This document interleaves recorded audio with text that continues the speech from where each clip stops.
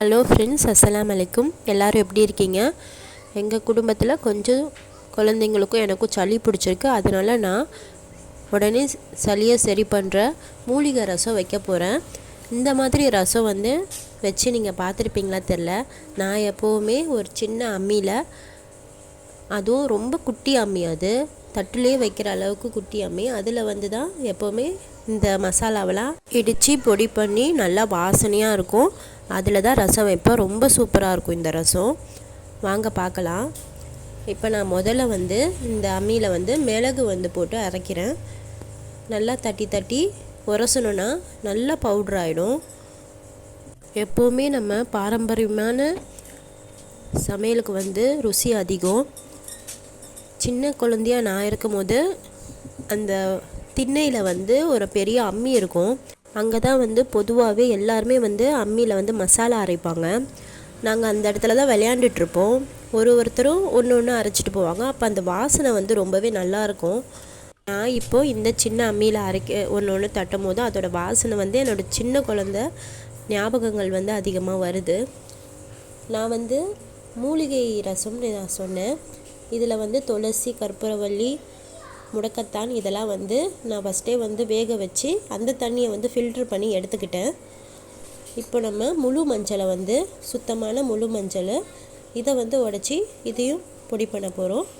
நீங்கள் ஸ்க்ரீனில் பார்த்த மாதிரி சீரகம், மிளகு, பூண்டு, சின்ன வெங்காயம் இது எல்லாமே தட்டி வச்சாச்சு. அடுத்து மூலிகை தண்ணியும் ரெடி பண்ணிவிட்டேன். மஞ்சளையும் பொடி பண்ணி வச்சுட்டேன்.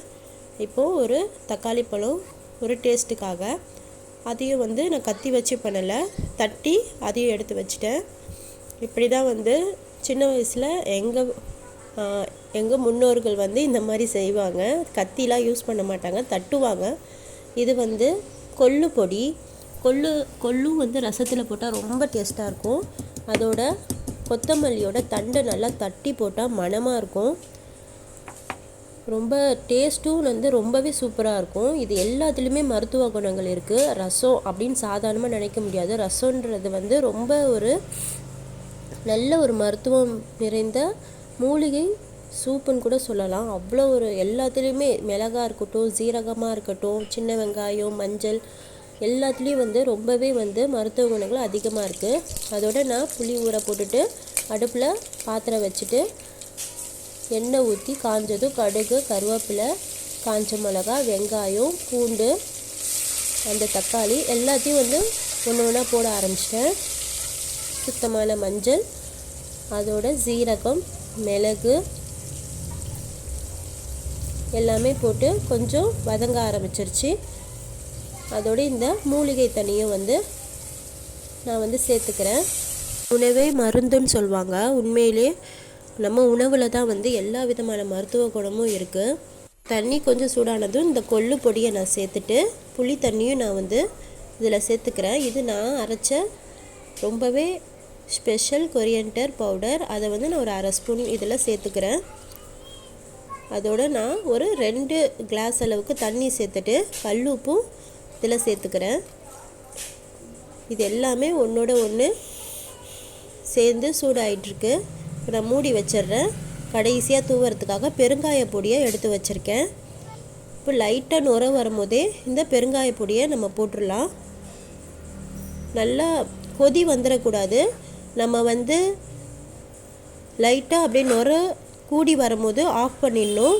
பாருங்கள், லைட்டாக கொஞ்சம் கொஞ்சம் நுர வந்துடுச்சு. ஆனால் பொங்கிடக்கூடாது, கொதிச்சிடக்கூடாது. ரசத்தோட மெயின் ரூல்ஸே இதுதான். அப்படி பண்ணால் டேஸ்ட்டு மாறிடும்னு சொல்லுவாங்க. இப்போ நல்லா சைட்லலாம் பாருங்கள் நுர கெட்டி வருது. இப்போது நான் இதை வடிகட்டி பவுலில் மாற்றிக்கிறேன். இப்போது ஆரோக்கியமான பல மருத்துவ குணங்கள் கொண்ட சளியை உடனே சரி பண்ணக்கூடிய மூலிகை ரசம் ரெடி ஆகிடுச்சு. பனிக்காலத்துக்கு கண்டிப்பாக வாரத்துக்கு ஒரு தடவையாவது இந்த மாதிரி ரசம் வச்சு சாப்பிடுங்க. பிடிச்சிருந்தா லைக் பண்ணுங்கள். தேவையில்லைவங்களுக்கு கண்டிப்பாக ஷேர் பண்ணுங்கள். மறக்காமல் சப்ஸ்கிரைப் பண்ணுங்கள். இந்த ரசம் எப்படி இருந்துச்சுன்னு கமெண்டில் சொல்லுங்கள். தேங்க்யூ.